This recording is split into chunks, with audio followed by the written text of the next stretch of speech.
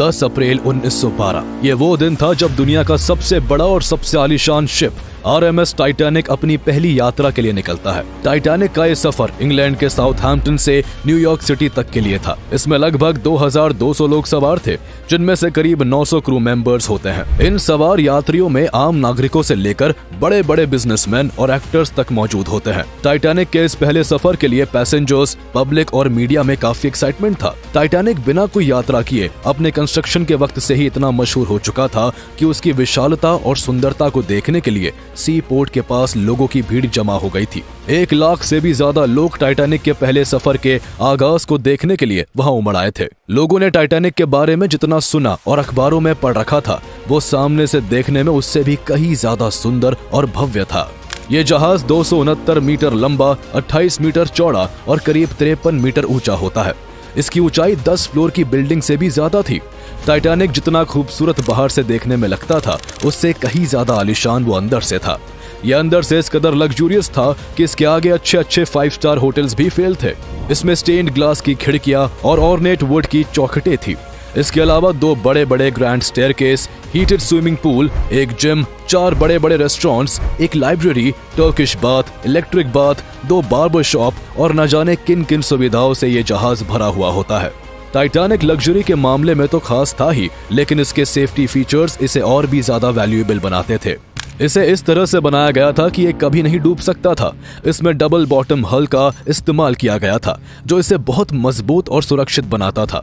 दरअसल सफर के वक्त शिप का निचला हिस्सा लगातार समुद्र के पानी में रहता है। ऐसे में उसका किसी भी अंदरूनी चट्टान या अन्य किसी चीज से टकराने का खतरा रहता है। इसलिए टाइटैनिक के केस में अगर शिप ऐसी किसी सिचुएशन से गुजरता और उसका निचला हिस्सा इंपैक्ट होता, तो ऐसे में डबल बॉटम हल होने की वजह से उसका दूसरा हल उसे सुरक्षित रखने के लिए काफी था। टाइटैनिक का दूसरा सबसे बड़ा सेफ्टी फीचर यह था कि उसे 16 वाटर टाइट कंपार्टमेंट्स में डिवाइड किया गया था।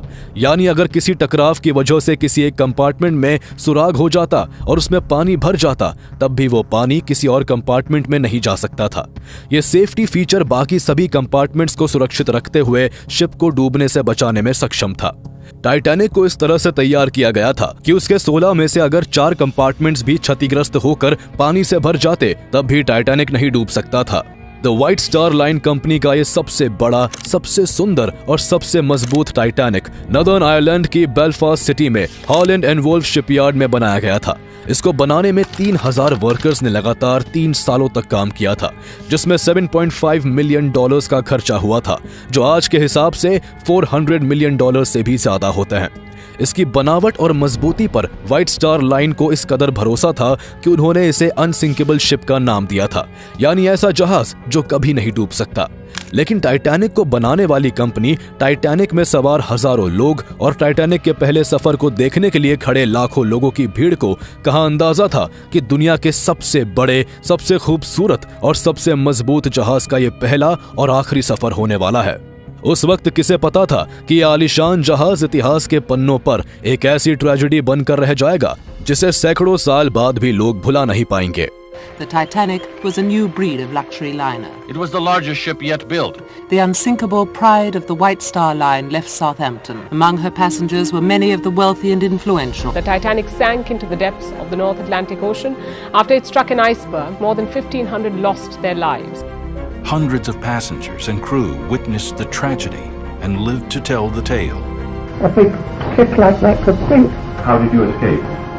In the last lifeboat. The propellers were right out of water, the rudder was right out, and I could see the bottom. And then gradually she glided away, and that was that. That was the last of the Titanic. 2 अप्रैल 1912 को एक बहुत छोटे से सी trial के बाद Titanic को 10 अप्रैल 1912 की दोपहर को इंग्लैंड के साउथहैम्पटन से न्यूयॉर्क के लिए रवाना कर दिया जाता है, जिसकी कमांड 62 साल के कैप्टन एडवर्ड जॉन स्मिथ के हाथ में थी। कैप्टन स्मिथ को व्हाइट स्टार लाइन की तरफ से सख्त आदेश थे कि टाइटैनिक को 7 दिनों के अंदर 17 अप्रैल की सुबह तक न्यूयॉर्क पहुंचना है। इस तरह कंपनी टाइटैनिक को लेकर एक मिसाल कायम करना चाहती थी कि टाइटैनिक न केवल दुनिया का सबसे बड़ा और सबसे सुंदर जहाज है, बल्कि वो रफ्तार के मामले में भी दुनिया के बाकी जहाजों से आगे है। Captain Smith white star line के सबसे भरोसेमंद कप्तानों में से एक थे, जिन्होंने अपने जीवन के 32 साल इस कंपनी के लिए काम किया था। इसलिए कंपनी के ऑर्डर्स को फॉलो करते हुए उन्होंने शिप को 23 से 24 नॉट्स की रफ्तार से चलाना शुरू कर दिया। 10 अप्रैल की शाम करीब 6:30 बजे टाइटैनिक अपने पहले स्टॉपेज फ्रांस के शरबर्ग पर रुकता है, जहां 274 पैसेंजर्स न्यूयॉर्क जाने के लिए सवार होते हैं। शरबर्ग से निकलने के बाद टाइटैनिक अगले दिन 11 अप्रैल की सुबह 11:30 बजे आयरलैंड के क्वींसटाउन में ठहरता है, जहां से उसमें 123 लोग और सवार होते हैं। इसके बाद टाइटैनिक को सीधे न्यूयॉर्क में रुकना था, इसलिए शिप अपनी फुल स्पीड के साथ न्यूयॉर्क की डायरेक्शन में चलने लगता है। टाइटैनिक के अंदर हर तरफ चहल पहल थी, लोगों में खुशी का माहौल था और सभी टाइटैनिक के पहले सफर का भरपूर मजा ले रहे थे। लोगों ने इस सफर के लिए उस समय के हिसाब से अच्छी खासी रकम का भुगतान किया था। जहां टाइटैनिक के 3rd क्लास की टिकट का दाम 7 पाउंड और 2nd क्लास की टिकट का दाम 13 पाउंड था, तो वही उसकी 1st क्लास की टिकट 30 पाउंड की थी, जो आज के हिसाब से करीब 4 लाख रुपए होते हैं।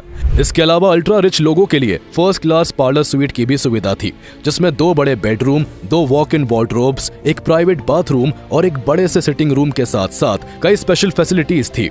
इस पार्लर स्वीट की टिकट 870 पाउंड की थी, जिसकी वैल्यू आज के हिसाब से 1 करोड़ रुपए से भी ज्यादा होती है।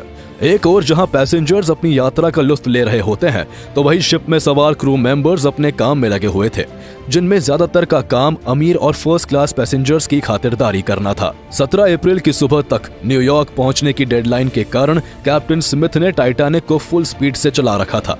शिप की स्पीड बेशक तेज थी, लेकिन कैप्टन और उनकी टीम की ओर से हर पहलू पर बहुत बारीकी से ध्यान रखा जा रहा था। यही वजह थी कि जहाज को नॉर्थ अटलांटिक ओशन में नदर्न ट्रैक की जगह सदर्न ट्रैक से ले जाया जा रहा था, जबकि नदर्न ट्रैक एक शॉर्ट रूट था। ऐसा इसलिए किया गया था क्योंकि जनवरी से अगस्त तक के महीनों में नदर्न ट्रैक के एरिया में मौसम काफी खराब रहता है और वहां आइसबर्ग की बड़ी बड़ी चट्टानें भी मौजूद होती है।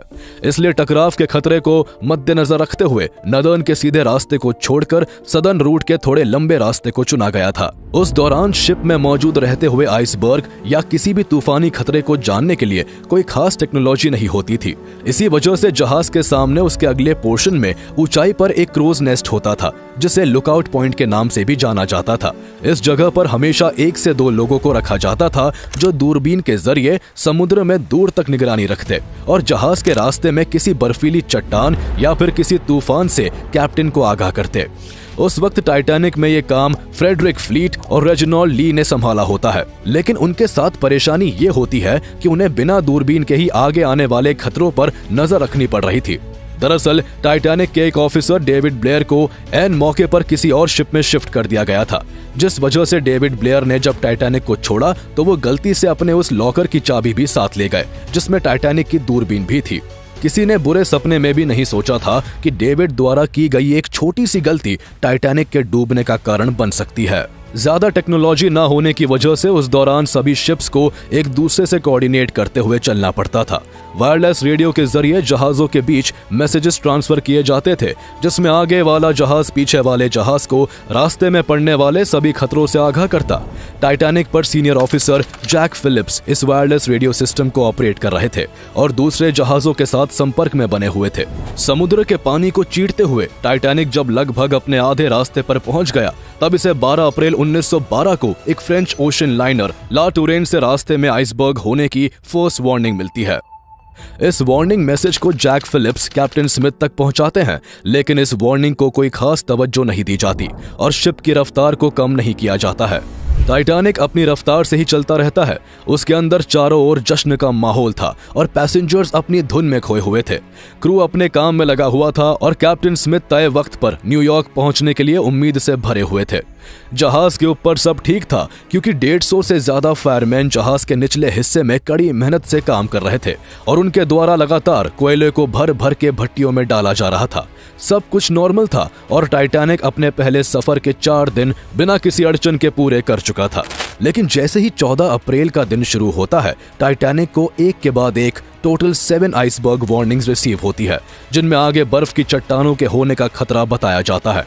यूं तो समुद्र के उस हिस्से में आइसबर्ग का होना साधारण बात थी, लेकिन एक साथ इतनी वार्निंग्स ने वायरलेस ऑपरेटर जैक फिलिप्स को चिंता में डाल दिया उनकी चिंता का कारण जहाज की रफ्तार थी। ये टाइटैनिक का पहला सफर था और ऐसे में उसका इतनी स्पीड से आइसबर्ग के एरिया से गुजरना काफी जोखिम भरा काम था। फिलिप्स ने जरा भी समय गवाए बिना एक के बाद एक सभी वार्निंग्स के बारे में कैप्टन स्मिथ को इन्फॉर्म कर दिया। लेकिन हैरानी की बात थी कि कैप्टन ने इन सभी चेतावनियों के बावजूद शिप की स्पीड को जरा भी कम नहीं किया। टाइटैनिक के इस पहले सफर पर टाइटैनिक को बनाने वाली कंपनी व्हाइट स्टार लाइन का चेयरमैन जोसेफ ब्रूस इसमें भी मौजूद था। माना जाता है कि कैप्टन ने जब आइसबर्ग वार्निंग्स के बारे में ब्रूस को बताया और जहाज की रफ्तार को कम करने की बात कही तो ब्रूस ने ऐसा करने से साफ इनकार कर दिया। ब्रूस नहीं चाहता था कि आइसबर्ग वार्निंग्स की वजह से जहाज की स्पीड कम की जाए और इस तरह जहाज अपने निर्धारित समय से न्यूयॉर्क लेट पहुंचे। हालांकि इतनी आइसबर्ग वार्निंग्स को कंसीडर करते हुए कैप्टन स्मिथ ने 14 अप्रैल की शाम 5:50 पर टाइटैनिक के रूट को थोड़ा साउथ की तरफ जरूर मोड़ दिया था, लेकिन स्पीड को जरा भी कम नहीं किया था। तेज रफ्तार से चलता हुआ टाइटैनिक अब रात के अंधेरे में दाखिल हो चुका था। दुर्भाग्य से उस रात चांद भी नहीं निकला हुआ था, जिस वजह से समुद्र में चारों तरफ अंधेरा पसरा होता है। इतनी कम विजिबिलिटी में क्रोज नेस्ट में तैनात फ्रेडरिक फ्लीट और रेजिनाल्ड ली को बिना दूरबीन के दूर का कुछ भी साफ साफ दिखाई नहीं दे रहा था। उनके लिए केवल यही मुश्किल नहीं थी, बल्कि हड्डी जमा देने वाली ठंड ने उनकी परेशानी को और बढ़ा रखा था। कपकपाती ठंड और सर्द हवाओं की वजह से उन दोनों की आंखों से पानी बह रहा था और उनके लिए अंधेरे समुद्र में कुछ भी क्लियरली देख पाना मुश्किल हो रहा था। 14 अप्रैल की रात 10:55 पर टाइटैनिक को वायरलेस के जरिए 9th एंड फाइनल वार्निंग मिलती है। ये चेतावनी उस वक्त टाइटैनिक को एसएस कैलिफोर्नियन शिप की ओर से वायरलेस ऑपरेटर सैरल इवांस द्वारा दी गई थी। दोनों जहाज उस समय चंद किलोमीटर की ही दूरी पर थे, जिस वजह से टाइटैनिक के जैक फिलिप्स को जब वायरलेस रिसीव हुआ तो उनके कानों में बहुत तेज की आवाज गूंजी। फिलिप्स बार बार की वार्निंग्स के मिलने और उन पर कोई एक्शन ना लिए जाने से पहले ही तंग आ चुके थे और अब इस तरह एसएस कैलिफोर्नियन की ओर से मिली वार्निंग से वो और भी ज्यादा गुस्से में आ जाते हैं। फिलिप्स ने इवांस को भला बुरा कहकर कनेक्शन कट कर दिया और पैसेंजर्स के मैसेजेस भेजने के काम में फिर से लग गए। फिलिप्स ने कैलिफोर्नियन शिप द्वारा मिली जानकारी को भी ब्रिज क्रू से साझा नहीं किया, जिसमें उन्हें बताया गया था कि बहुत ज्यादा बर्फ की पहाड़ियां होने की वजह से कैलिफोर्नियन शिप आगे सफर नहीं करेगा और रात वहीं रुककर गुजारेगा। फिलिप्स को कहां पता था कि अगर ये बात कैप्टन को बता दी जाती और टाइटैनिक भी अगर कैलिफोर्नियन शिप की तरह रात को उस जगह रुक जाता तो शायद टाइटैनिक डूबता ही नहीं और इतिहास में टाइटैनिक का जिक्र उसकी तबाही के लिए नहीं बल्कि उसकी कामयाबी के लिए होता। लास्ट वार्निंग के करीब 35 मिनट बाद रात के 11:30 बजे टाइटैनिक जब घनघोर अंधेरे में पानी को तेजी से चीरते हुए आगे बढ़ रहा था, तब क्रोज नेस्ट में मौजूद फ्रेडरिक फ्लीट और रेजिनाल्ड ली टकटकी लगाए जहाज के सामने आने वाली सभी अड़चनों पर नजर बनाए हुए थे। कम रोशनी, खुली जगह और तेज ठंडी हवाओं में बिना दूरबीन के दूर की चीजों को देखना उनके लिए बेहद मुश्किल हो रहा था। लेकिन तभी 9 मिनट बाद रात के 11:39 पर फ्रेडरिक को जहाज के सामने एक बड़ी सी बर्फ की चट्टान दिखती है जो करीब 400 फीट लंबी और 100 फीट तक ऊंची थी। यह बर्फ की चट्टान साइज में किसी फुटबॉल ग्राउंड के बराबर की थी। उसे देखते ही फ्रेडरिक ने बिना देर किए फौरन घंटे को 3 बार बजाया और तुरंत टेलीफोन करके 6th officer James Paul Moody को बताया कि जहाज के बिल्कुल सामने एक बहुत बड़ा आइसबर्ग है। फ्रेडरिक इसके आगे कुछ कह पाता कि तब तक पॉल मूडी ने सारी बात 1st ऑफिसर विलियम मर्डॉक को बता दी, जिसके बाद पूरा क्रू हरकत में आ गया। विलियम के ऑर्डर पर फौरन जहाज को रोकने के लिए इंजन्स को फुल स्पीड के साथ रिवर्स में चालू कर दिया गया और जहाज को तेजी से लेफ्ट साइड में मोड़ा जाने लगा। लेकिन अब बहुत देर हो चुकी थी। जहाज की स्पीड इतनी ज्यादा थी कि इतने कम टाइम में रिवर्स इंजन चालू करने के बाद भी उसको रोका नहीं जा सकता था। इसके अलावा जहाज इतना बड़ा था कि कम डिस्टेंस में उसे पूरी तरह से मोड़ पाना पॉसिबल नहीं था। इस सिचुएशन में टाइटैनिक की खूबियां ही उसकी सबसे बड़ी खामियां बन चुकी थी। क्रू की बहुत कोशिशों के बाद टाइटैनिक को काफी हद तक आइसबर्ग से बचाते हुए लेफ्ट में मोड़ा जा चुका था, लेकिन फिर भी रात के 11:40 पर टाइटैनिक की आगे की साइड का राइट वाला हिस्सा बर्फ की चट्टान से टकरा जाता है। यह टकराव इतनी तेज था कि इसने जहाज पर मौजूद सभी लोगों को हिलाकर रख दिया।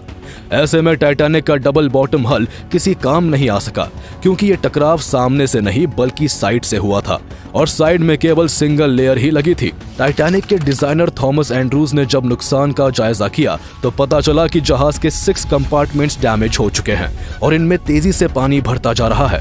यह सुनकर कैप्टन स्मिथ के होश उड़ जाते हैं क्योंकि जहाज केवल 4 कंपार्टमेंट्स के भरने तक ही तैर सकता था। 6 कंपार्टमेंट्स में पानी भरने का मतलब था कि जिस टाइटैनिक को अनसिंकेबल बताया जा रहा था वह बस कुछ ही देर में समुद्र के अंदर डूबने वाला था। थॉमस एंड्रूज ने कैप्टन को बताया कि उनके पास केवल 1 से 2 घंटे का ही समय है, उसके बाद जहाज पानी के अंदर समा जाएगा। आइसबर्ग के टकराने से चैन की नींद सो रहे लोग एकदम से उठ जाते हैं। टकराव हुए अब तक 20 मिनट हो चुके थे। हर कोई टाइटैनिक में तेजी के साथ पानी को भरता हुआ देख घबराया होता है। अनसिंकेबल टाइटैनिक को लेकर सभी के अंदर अब कहीं न कहीं एक आशंका थी कि टाइटैनिक किसी भी पल समुद्र में समा सकता है। ऐसे में रात के 12 बजे captain Smith radio operator Jack Phillips को डिस्ट्रेस सिग्नल भेजने का आदेश देते हैं ताकि आसपास मौजूद कोई जहाज उन्हें बचाने के लिए आ सके। अब तक जहाज के 6 कंपार्टमेंट्स में पानी पूरी तरह से भर गया था और पानी अब डेक पर से बहकर बाकी जगह भी घुसने लगता है। इस दौरान क्रू की ओर से पंप्स के जरिए कंपार्टमेंट से पानी को निकालने की लगातार कोशिश की जा रही थी, लेकिन टकराव के केवल 45 मिनट के अंदर टाइटैनिक में 13,500 लॉन्ग टन पानी घुस चुका था, जबकि टाइटैनिक के सभी बॉलोस्ट और बिल्च पंप्स की कैपेसिटी हर घंटे केवल 1700 लॉन्ग टन पानी को निकालने की ही थी। जहाज के अंदर पानी जिस तेजी से भर रहा था उसे पंप के द्वारा निकाल पाना इम्पॉसिबल हो गया था। ये सच जानते हुए भी क्रू अपनी तरफ से पानी को बाहर निकालने की पूरी कोशिश कर रहा था। एक और जहां फिलिप्स लगातार डिस्ट्रेस सिग्नल्स भेजने में जुटे हुए थे, तो वहीं दूसरी ओर पैसेंजर्स को बचाने के लिए लाइफ बोट्स को समुद्र में उतारा जाने लगा। यह बदकिस्मती ही थी कि दुनिया के सबसे बड़े और महंगे जहाज टाइटैनिक में केवल 20 लाइफ बोट्स ही मौजूद थी, जिनमें से कुछ लाइफ बोट्स की कैपेसिटी 65 लोगों की थी तो कुछ लाइफ बोट्स की क्षमता केवल 40 लोगों की ही थी। इस तरह इन 20 लाइफ बोट्स के जरिए लगभग 1200 लोगों को ही बचाया जा सकता था, जबकि जहाज पर 2200 से ज्यादा लोग मौजूद थे। रात के 12:20 पर जैक फिलिप की लगातार कोशिशों के बाद टाइटैनिक का डिस्ट्रेस सिग्नल कार्पेथिया शिप को मिलता है। कार्पेथिया शिप पर मौजूद क्रू अपनी ड्यूटी से उस वक्त बस फ्री होने ही वाला था और अगर डिस्ट्रेस सिग्नल में चंद मिनट की देरी और होती तो शायद कार्पेथिया शिप भी डूबते टाइटैनिक की पुकार नहीं सुन पाता। कार्पेथिया को जैसे ही टाइटैनिक की हालत का पता चला, फौरन उसका डायरेक्शन टाइटैनिक की दिशा में मोड़ दिया गया। कार्पेथिया टाइटैनिक की मदद के लिए निकल तो गया था, लेकिन सवाल यह था कि क्या वो सही वक्त पर वहां तक पहुंच सकता था, क्योंकि इस वक्त तक कार्पेथिया टाइटैनिक से 107 किलोमीटर की दूरी पर था और इस दूरी को तय करने में अगर जहाज अपनी फुल स्पीड में भी चलता तब भी उसे 3 घंटे से भी ज्यादा का समय लग जाता। पर टाइटैनिक के पास इतना वक्त बचा ही नहीं था, इसलिए टाइटैनिक का क्रू अभी भी अर्जेंट हेल्प के लिए लगातार कोशिशें कर रहा था।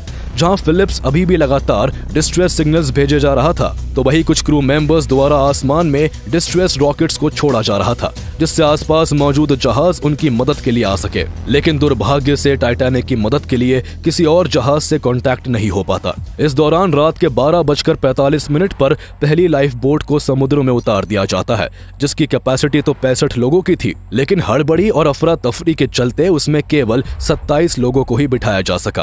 प्रोटोकॉल के हिसाब से पहले बच्चों और महिलाओं को प्रेफरेंस दी गई और उन्हें बिठाकर हर कुछ मिनट पर एक के बाद एक कई लाइफ बोट्स को उतारा गया, लेकिन लापरवाही की वजह से शुरुआत की कई बोट्स को बिना पूरा भरे ही जहाज से उतार दिया गया था। जैसे जैसे टाइटैनिक के आगे के हिस्से में पानी भर रहा था, वैसे वैसे वो आगे की ओर झुकता जा रहा था और पानी में धंसता चला जा रहा था।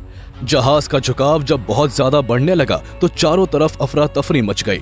हर कोई अपनी जान बचाने के लिए लाइफ बोट में जगह बनाने की कोशिश करने लगा।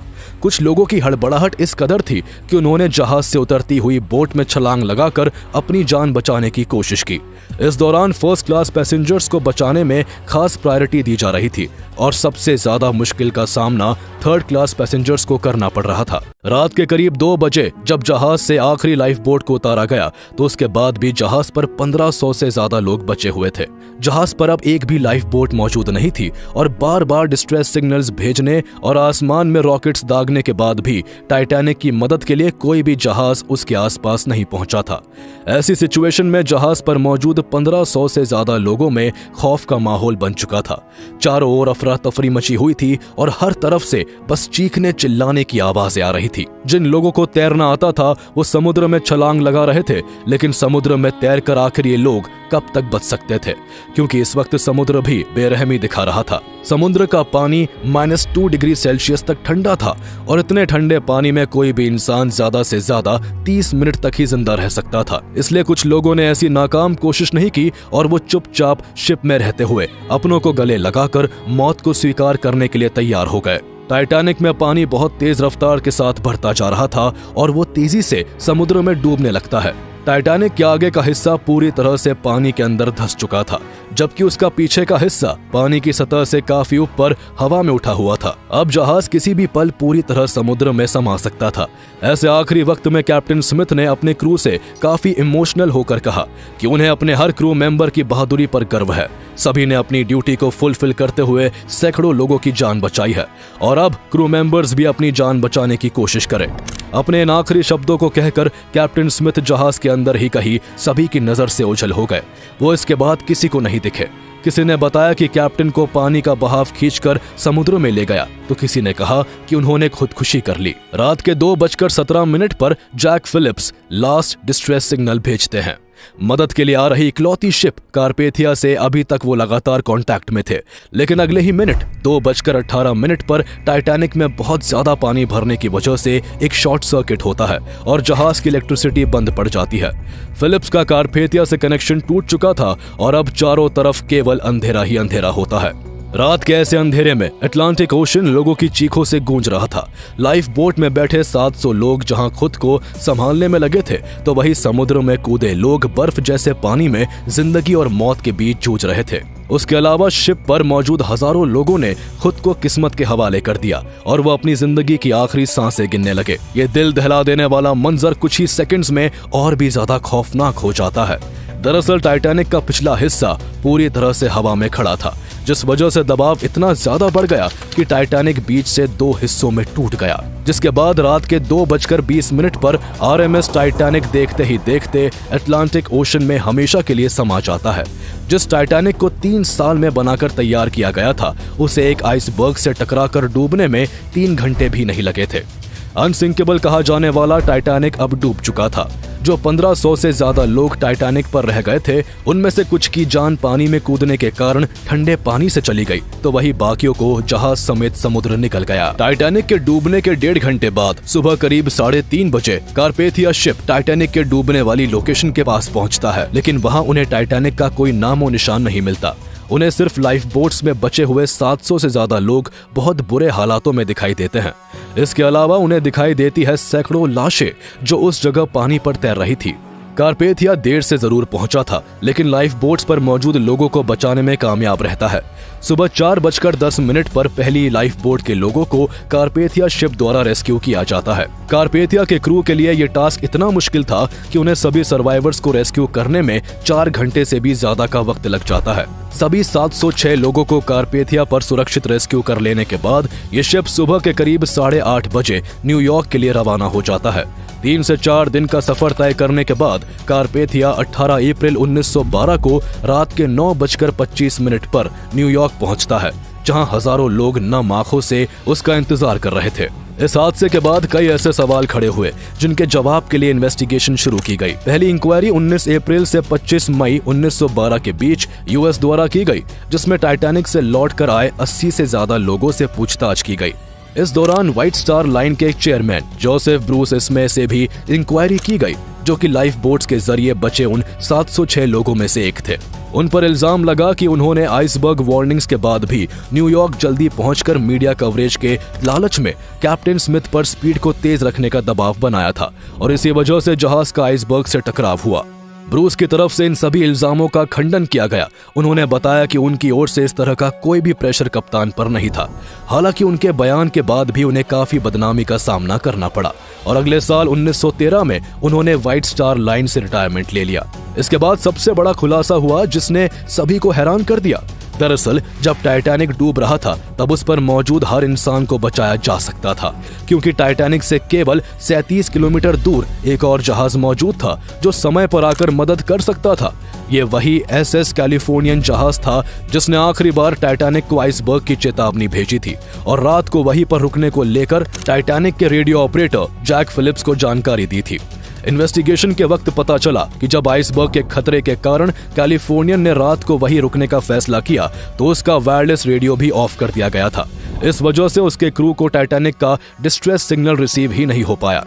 हालांकि कैलिफोर्नियन के क्रू ने टाइटैनिक से उड़ने वाले रॉकेट्स और फ्लेयर्स को देख लिया था, जिसकी जानकारी कैप्टन स्टैनली लॉर्ड को दे दी गई थी। लेकिन स्टैनली ने इसे ज्यादा गंभीरता से नहीं लिया और उन्होंने अपने क्वार्टर में ही रहते हुए क्रू को मॉर्स लैम्प के जरिए ही टाइटैनिक को संकेत भेजने को कहा, जिसके बाद मॉर्स लैम्प के थ्रू सिग्नल्स भेजे जाने लगे। लेकिन ये उस वक्त की बात थी जब टाइटैनिक का आगे का हिस्सा पानी में धंसा हुआ था और पीछे का हिस्सा हवा में उठा था, जिस वजह से हड़बड़ी और अफरा तफरी में टाइटैनिक पर मौजूद कोई भी इंसान कैलिफोर्नियन जहाज से आ रहे मॉर्स सिग्नल्स को नहीं देख पाया। लेकिन अगर कैप्टन स्टैनली सिचुएशन को सीरियसली लेकर कोई ठोस एक्शन उठाते तो शायद इस हादसे में 1500 से ज्यादा लोगों की जान नहीं जाती। यूएस इन्वेस्टिगेशन के बाद 2 मई से लेकर 3 जुलाई 1912 तक के बीच ब्रिटिश बोर्ड ऑफ ट्रेड के बिहाफ पर ब्रिटिश रैक कमिश्नर द्वारा टाइटैनिक के डिजास्टर को लेकर इंक्वायरी की जाती है।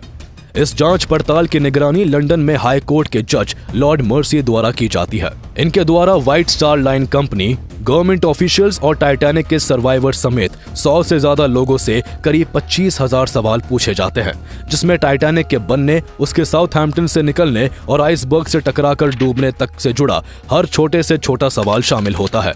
सभी डिस्क्रिप्शंस को लेकर एक रिपोर्ट तैयार की जाती है, जिसे 30 जुलाई 1912 को पब्लिश किया जाता है, जिसमें टाइटैनिक के हादसे के लिए आइसबर्ग से टकराने को मुख्य कारण माना जाता है। साथ ही मर्सी द्वारा कैलिफोर्नियन जहाज के कैप्टन लॉर्ड स्टैनली को उनके नॉन सीरियस बिहेवियर के लिए फटकार लगाई जाती है। इसके अलावा रिपोर्ट में आगे ऐसी किसी दुर्घटना से बचने के लिए सुरक्षा प्रथाओं में बदलाव किए जाने की बात भी कही जाती है। लेकिन जज लॉर्ड मर्सी द्वारा रिपोर्ट में लुकआउट्स के पास जरूरी सामानों की कमी और जहाज पर पर्याप्त मात्रा में लाइफ बोट्स न होने के लिए व्हाइट स्टार लाइन के खिलाफ एक भी बात नहीं की जाती, जिस वजह से ब्रिटिश बोर्ड ऑफ ट्रेड और मर्सी को काफी क्रिटिसिज्म का सामना करना पड़ता है। टाइटैनिक के इस हादसे को साल दर साल गुजरते गए, लेकिन एक सवाल ने लोगों को हैरान करना नहीं छोड़ा कि जो जहाज अनसिंकेबल कहा जाता था वो आखिर कैसे एक आइसबर्ग से टकराने के कारण डूब गया। लेकिन इस सवाल का सही जवाब तभी पता चल सकता था जब टाइटैनिक का मलबा मिल पाता।